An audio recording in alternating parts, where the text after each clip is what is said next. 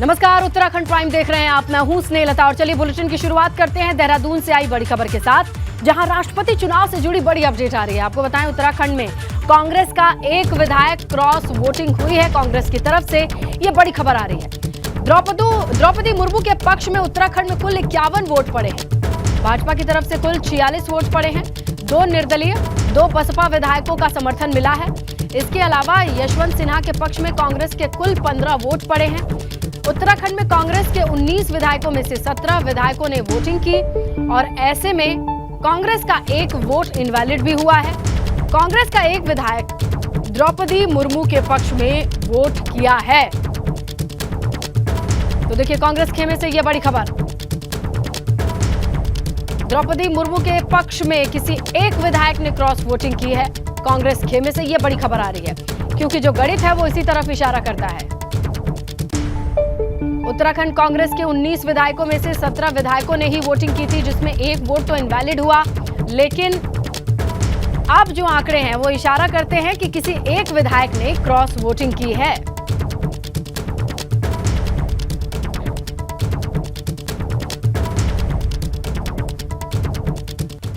तो चलिए, अगर इस पूरे मामले पर देखें तो उत्तराखंड की सियासत में हलचल भी है। आखिर वो कौन एक विधायक हो सकता है जिसने क्रॉस वोटिंग करी है? अब किस तरीके का एक्शन लिया जाएगा या खोजबीन होगी, ये समझने के लिए रुक करेंगे हमारे सहयोगी पंकज राणा का, और देहरादून सीधे लिए चलते हैं आपको। पंकज, ये बताइए कि कांग्रेस के जो खेमे में इस पूरी खबर को किस तरीके से लिया जा रहा है, किसी एक विधायक की क्रॉस वोटिंग को लेकर के?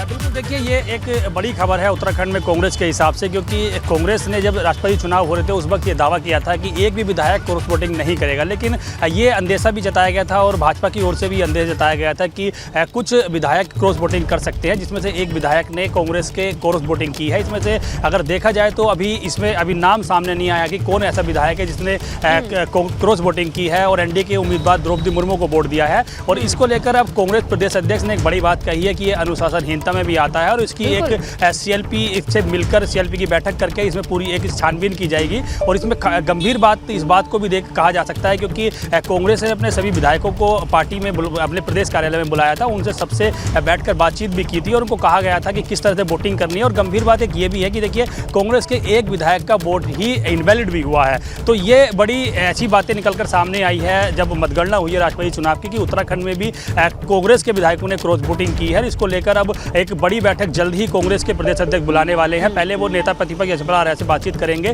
कि कौन वो विधायक है जिसने क्रॉस वोटिंग की। लेकिन इससे ये इशारा हो गया है कि जिस विधायक ने क्रॉस वोटिंग की है वो कहीं ना कहीं भाजपा के संपर्क में है। वो पहले से ही आश्वासन दे चुके थे कि वो क्रॉस वोटिंग करेंगे और द्रौपदी मुर्मू के पक्ष में मतदान करेंगे। और देखिए ये बात इस बात से स्पष्ट हो गया है कि जब मतगणना हुई और मतगणना के बाद जब उत्तराखंड के पूरे 67 विधायकों ने मतदान किया, उसमें से 46 विधायक भाजपा के थे, 2 निर्दलीय थे, 2 बसपा के थे और 17 विधायक कांग्रेस के थे। 17 में से कांग्रेस के पक्ष में जो है 15 मतदान हुए हैं, 15 विधायकों ने मतदान किया है। उसमें से एक विधायक का वोट इनवैलिड हुआ है और एक विधायक ने क्रॉस वोटिंग की है, क्योंकि द्रौपदी मुर्मू को उत्तराखंड से 51 कुल वोट मिले हैं। तो ये साफ तौर पर इशारा हो गया कि कांग्रेस के पक्ष की ओर से क्रॉस वोटिंग हुई है और ये बात कांग्रेस के प्रदेश अध्यक्ष करण महना ने भी मान ली है। वो जल्द ही एक बड़ी बैठक बुलाने वाले हैं। पहले नेता प्रतिपक्ष से बातचीत करेंगे और छानबीन की बात उन्होंने कही है। ये अनुशासनहीनता में आता है। व्हिप क्योंकि इसमें जारी नहीं होता है तो कार्रवाई अभी पार्टी नहीं करेगी, लेकिन अनुशासनहीनता के हिसाब से इस पर आगे की छानबीन की जाएगी। जी बिल्कुल पंकज, देखिए और अब देखना ये होगा कि किस तरीके से एक्शन लिया जाता है। क्या पार्टी के भीतर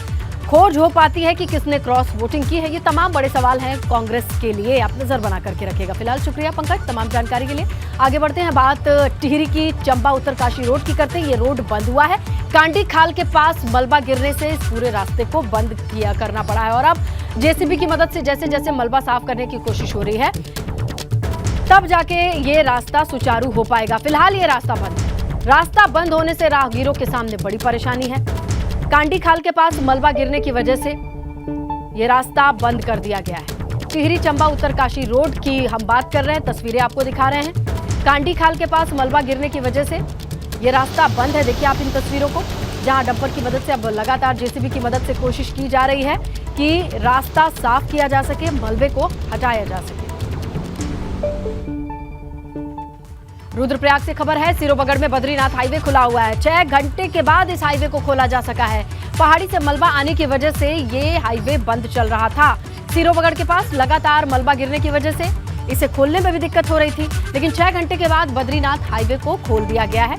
ये बड़ी खबर आ रही है रुद्रप्रयाग से, जहां सिरोबगढ़ में बद्रीनाथ हाईवे खोल दिया गया है। 6 घंटे के बाद यह हाईवे बहाल हो पाया है, क्योंकि लगातार पहाड़ी से मलबा गिर रहा था। तो इस कंडीशन में मलबे को हटाना भी मुश्किल हो जाता है जब लगातार मलबा गिर रहा हो। फिलहाल राहत की बात यह है कि ये रास्ता खोल दिया गया है, नेशनल हाईवे खोल दिया गया है, क्योंकि 4 धाम यात्रा भी चल रही है। ऐसे में इन रास्तों पर लगातार प्रशासन की तरफ से मुस्तैदी बरती जा रही है। कोशिश यही की जा रही है कि जल्द से जल्द रास्ते को खोला जा सके, ज्यादा लंबे वक्त तक बाधित ना रहे। लेकिन सिरोबगढ़ के पास रुद्रप्रयाग में ये रास्ता 6 घंटे तक बाधित रहा।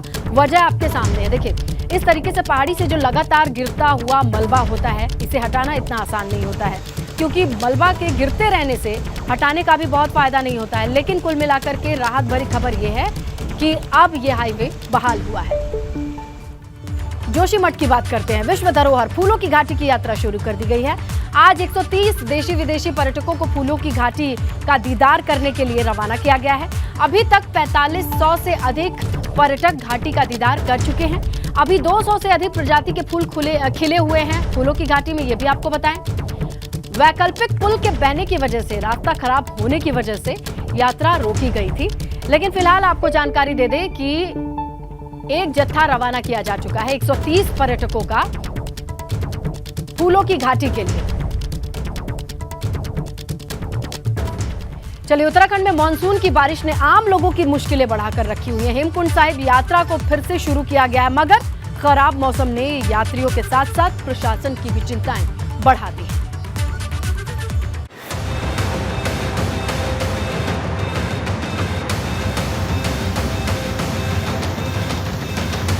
ये तस्वीरें बारिश से बेहाल यात्रियों की मुश्किल बयां कर रही है। ये तस्वीरें हेमकुंड यात्रा मार्ग की हैं, जहां बरसाती नाले पर बना पुल बह गया, जिस वजह से करीब 150 यात्री फंस गए। मगर ऐसा क्या हुआ कि इस बरसाती नाले में उफान आ गया और ये पुल बह गया? अब इस तस्वीर को जरा देख लीजिए। पहाड़ी से ढेर सारा मलबा नीचे की तरफ गिरता हुआ नजर आ रहा है। इसकी वजह से इस बरसाती नाले में उफान आया हुआ था, जिसके बाद पैदल आवाजाही के लिए बनाया गया ये पुल अचानक से बह गया।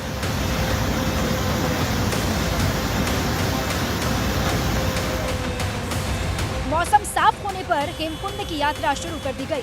गोविंद से 535 यात्रियों को घांगरिया के लिए रवाना किया गया, जबकि घांगरिया से 400 से ज्यादा यात्री हेमकुंड साहिब रवाना हुए।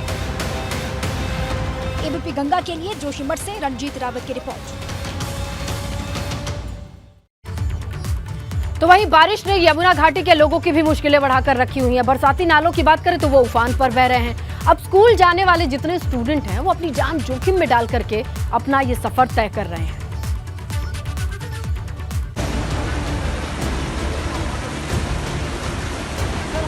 मॉनसून की बारिश ने यमुना घाटी के लोगों की मुश्किलें बढ़ा रखी हैं। बारिश के बाद बरसाती नाला उफान पर बह रहा है, जिससे स्कूली बच्चे जान जोखिम में डालकर सफर कर रहे हैं।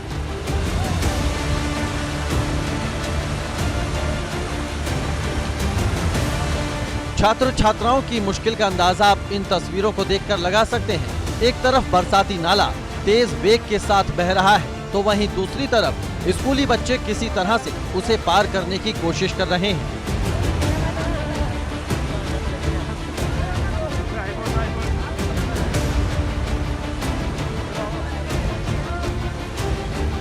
ये गदेरा यहाँ पे आता है, स्कूली के बगल में है, वहाँ से हमें जाने में बहुत दिक्कत होती है। सर लोगों ने हमें उस गदेरे से पार करवाया, अपने आप वहाँ भीगे और सारे कपड़े सारे लोगों के गीले हो गए।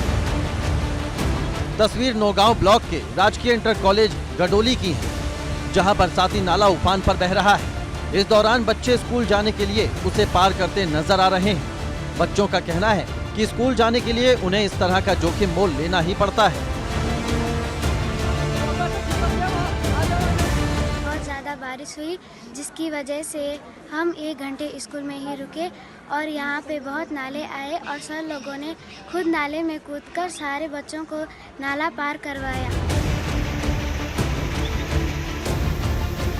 ये तस्वीरें पहाड़ में छात्र छात्राओं की राह में आ रही मुश्किलों को बयां कर रही हैं। मजबूरी ऐसी कि बच्चों को इस तरह का जोखिम मोल लेना ही पड़ता है।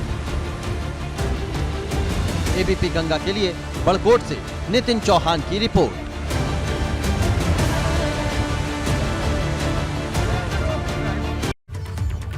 आगे बढ़ेंगे। रुद्रप्रयाग में बारिश से मंदाकिनी अलकनंदा का जल स्तर बढ़ चुका है, ये खबर आ रही है। पुलिस की तरफ से लोगों को हिदायत दी जा रही है, नदी के किनारे से दूर रहने की ये हिदायत दी जा रही है। जो जल स्तर है इन दो नदियों का वो ज्यादा देखा जा रहा है और ऐसे में सतर्कता बरतने के लिए लोगों को हिदायत दी जा रही है। नदी के किनारे रुख नहीं करने को कहा जा रहा है। पुलिस की तरफ से ये सूचित किया गया है तमाम लोगों को, आसपास स्थानीय लोगों को।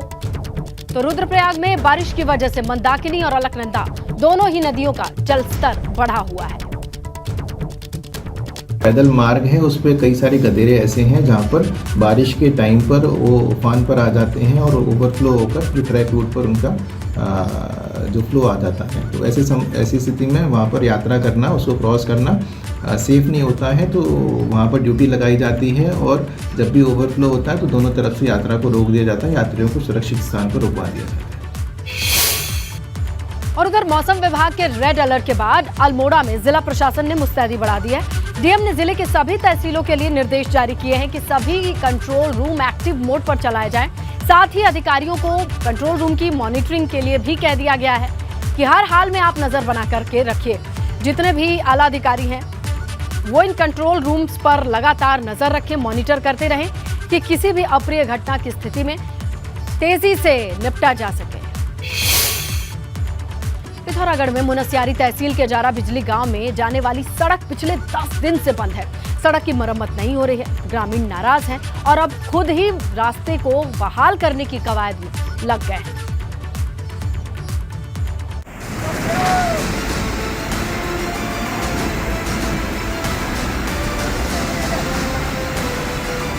पिथौरागढ़ के ये ग्रामीण प्रशासन की अनदेखी से खफा है। बारिश की वजह से रास्ते बंद हैं, नदी पर पुल नहीं है और इसलिए ग्रामीणों को आवाजाही में परेशानी हो रही है। परेशान ग्रामीण अब खुद ही नदी पर पुल बनाने में जुटे हुए हैं।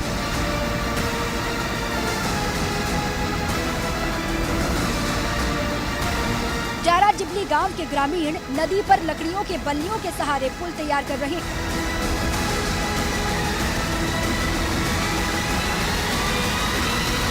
मगर ये काम आसान नहीं है। नीचे उफनती नदी बह रही है और इसके ऊपर पुल तैयार करना ग्रामीणों के लिए बड़ी चुनौती है।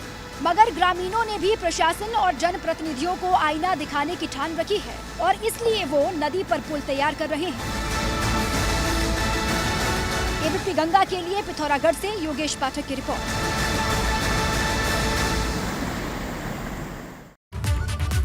और देखिए, बारिश की वजह से पिथौरागढ़ जिले में सीमा क्षेत्र की 3 सड़कें बंद हैं। 25 ग्रामीण सड़कें भी बंद हैं। सड़कों की बंद होने से आवाजाही में काफी दिक्कत है।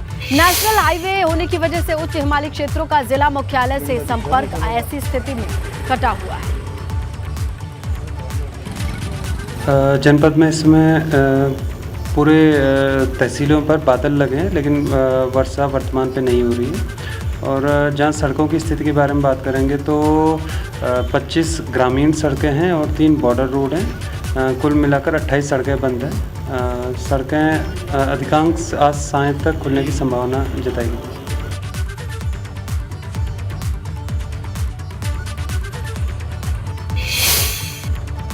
आगे बढ़ेंगे, जहां रुद्रप्रयाग में केदारनाथ धाम की यात्रा के लिए भारी संख्या में भक्त पहुंच रहे हैं। पिछली बार 75 दिन में करीब 9 लाख भक्तों ने बाबा केदार के दर्शन किए थे। उत्तराखंड में भारी बारिश और भूस्खलन का खतरा बना हुआ है, लेकिन फिर भी यात्रा पर खासा असर नहीं पड़ा हुआ है। अगर आप देखें तो यात्रियों के लिए प्रशासन ने सुरक्षा के इंतजाम किए हैं। मार्ग पर एनडीआरएफ, एसडीआरएफ, पुलिस जवान तैनात किए गए हैं। लगे हुए श्रद्धालु बाबा का भजन गाते। तो उधर हरिद्वार में कांवड़ यात्रा पर कांवड़ियों की भीड़ बढ़ने लगी है। महाशिवरात्रि करीब आते ही बड़ी संख्या में कांवड़िए हरिद्वार में गंगा जल लेने के लिए आ रहे हैं।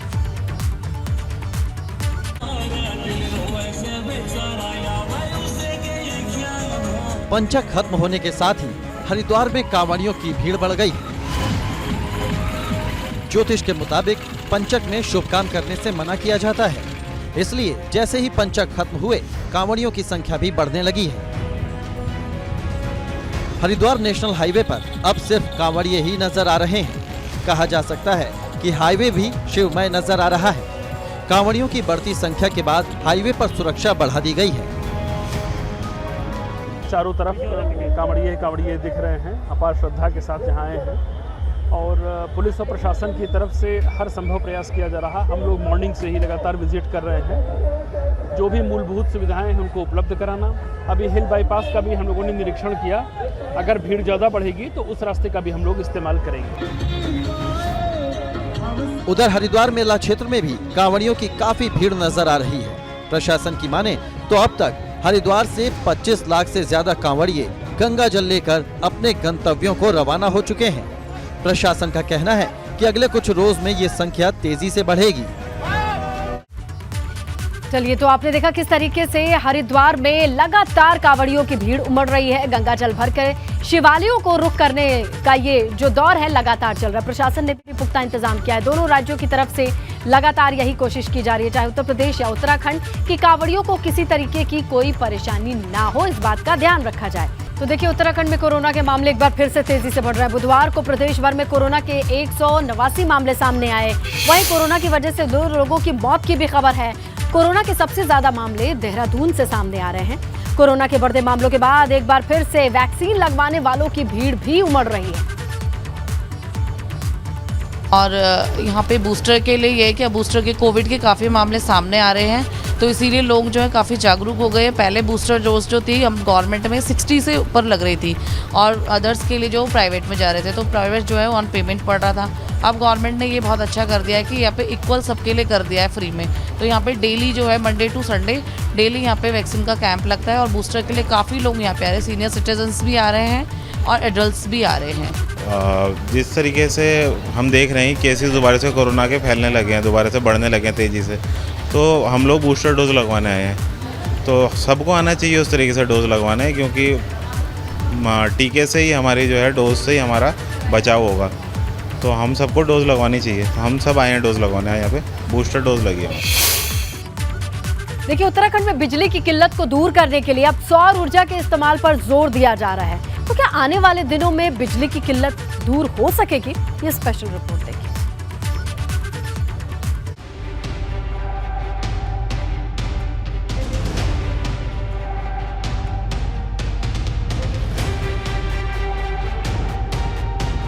उत्तराखंड में कई बिजली परियोजनाएं संचालित हो रही हैं। बावजूद इसके पहाड़ के लोग बिजली की किल्लत से बेहद परेशान हैं। अभी भी राज्य को बाजार से करोड़ों की बिजली खरीदनी पड़ रही है।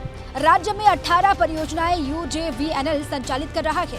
बावजूद इसके डिमांड के सापेक्ष बिजली का उत्पादन नहीं हो पा रहा। बिजली की किल्लत दूर करने के लिए अब सौर ऊर्जा पर फोकस है और इसके लिए 150 मेगावाट की परियोजना पर काम किया जा रहा है। ये प्रयास है हमारा कि हम सोलर परियोजनाओं के क्षेत्र में भी काम अच्छे से आगे करें। 26 मेगावाट की सोलर परियोजनाओं पे हम कार्य कर चुके हैं ऑलरेडी और अब हमारा लक्ष्य है कि हम करीब 150 मेगावाट की परियोजनाओं पे काम करें।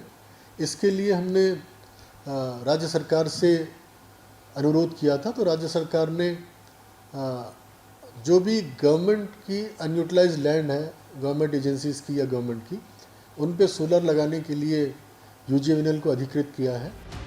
पहाड़ों से निकलने वाली जल धाराएं राज्य में ऊर्जा के लिए बड़ा जरिया हैं और इन्हीं की बदौलत राज्य में कई हाइड्रो प्रोजेक्ट चलते हैं और बिजली का उत्पादन होता है। लेकिन कई परियोजनाएं पर्यावरण के लिहाज से अधर में लटकी हैं और अभी 18 परियोजनाओं पर ही काम हो रहा है। उत्तराखंड जल विद्युत निगम 26 मेगावाट की सौर ऊर्जा परियोजना शुरू कर चुका है। भविष्य में बिजली के उत्पादन को बढ़ाने के लिए 150 मेगावाट की परियोजना पर भी काम हो रहा है। खाली पड़ी सरकारी जमीनों पर ये प्लांट लगाए जाने हैं। एबीपी गंगा के लिए देहरादून से रवि कैंतुरा की रिपोर्ट। घाटे में चल रहे परिवहन निगम को मई और जून के महीने में बम्पर कमाई हुई है। मई जून के महीने में निगम को 4 करोड़ रुपए की कमाई हुई है। 4 धाम यात्रा के चलते मई जून के महीने में परिवहन निगम को तगड़ा मुनाफा हुआ है। तो जो घाटे में चल रही थी निगम की बसें, काफी फायदे में गुजरा है ये 2 महीना। निगम पर कर्मचारियों की सैलरी का भी काफी भार है। जाहिर है निगम को उस भार से कुछ राहत तो जरूर मिलेगी।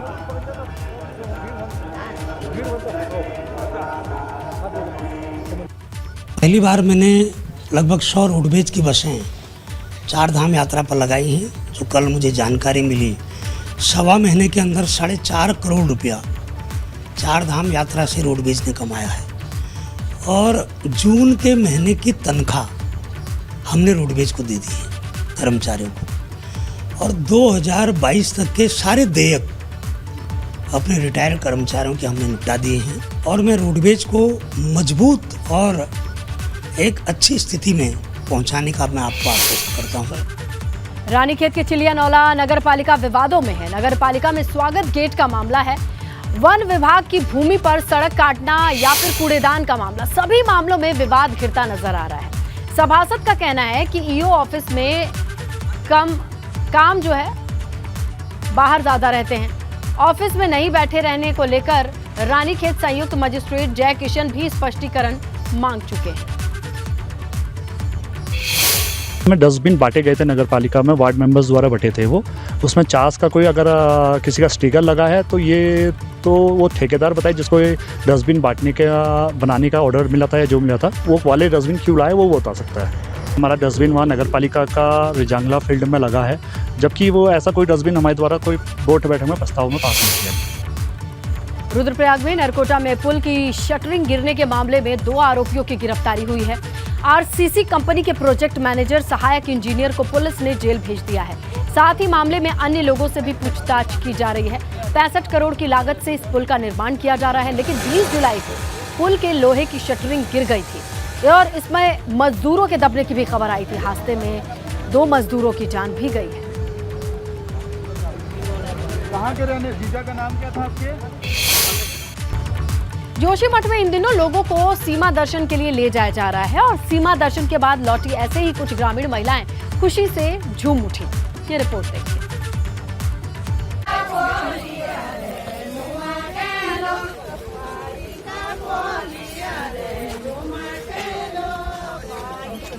नीति घाटी के इन ग्रामीणों की खुशी का कोई ठिकाना नहीं है। इन लोगों को आईटीबीपी ने चीन सीमा दर्शन कराए हैं, इसीलिए ग्रामीण महिलाएं झूम रही हैं।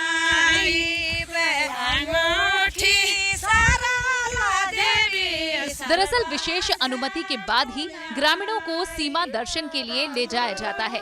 जिन लोगों को ये मौका मिलता है वो खुशी में इस तरह से पारंपरिक डांस करते हैं।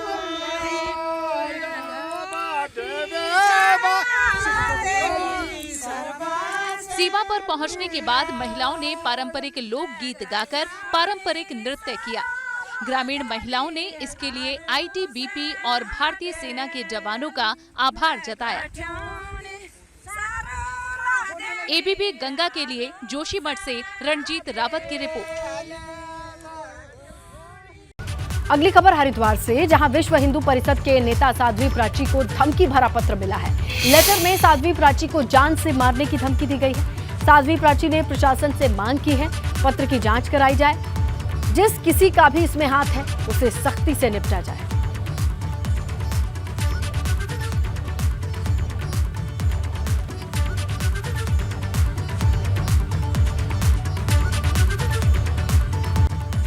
इसी के साथ इस बुलेटिन में फिलहाल इतना ही। तमाम खबरों के लिए बने रहिए एबीपी गंगा के साथ।